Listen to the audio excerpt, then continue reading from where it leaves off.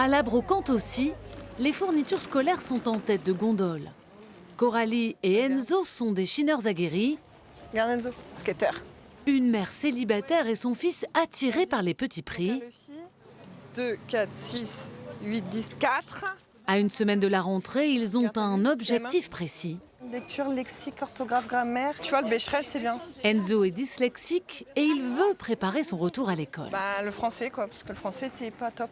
Là, 1,50 € pour qu'ils puissent lire, pour qu'ils puissent se repérer, les devoirs et tout, c'est plus abordable qu'en magasin. Là, 4 €, j'ai tout, j'ai les maths, j'ai le français, j'ai l'histoire géo. Pour moi, c'est un petit peu dur, mais je pense que je vais réussir. La rentrée, un enjeu pour les foyers. Alors partout, on cherche les bonnes affaires. Opération fourniture scolaire dans cette ressourcerie. Ce tonton est ravi. Là, c'est 10 accessoires d'école pour 4 €. Voilà, on a un peu de tout. Comme ça, ils ont un sac pour aller à l'école, un sac pour le sport. Et là, on essaye de rechercher 2 autres sacs pour les 2 autres enfants. Ici, des personnels en insertion trient les dons qui sont ensuite revendus. La rentrée, c'est aussi un enjeu environnemental. Certains parents et enseignants en font un point d'honneur.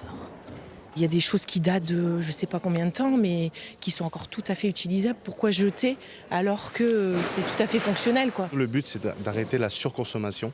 C'est pour ça qu'on vient, on recycle les affaires. Tout ce qu'on a, nous, à la maison, on le ramène ici au lieu de le mettre à la poubelle ou d'essayer de vendre sur les réseaux. On vient le déposer ici et on vient aussi racheter s'il y a certains besoins et s'il y a certaines choses qui nous intéressent. Merci beaucoup. La rentrée autrement, loin des hypermarchés. En 2025, selon Famille de France, elle coûtera 211 € par enfant, en légère baisse par rapport à l'année précédente.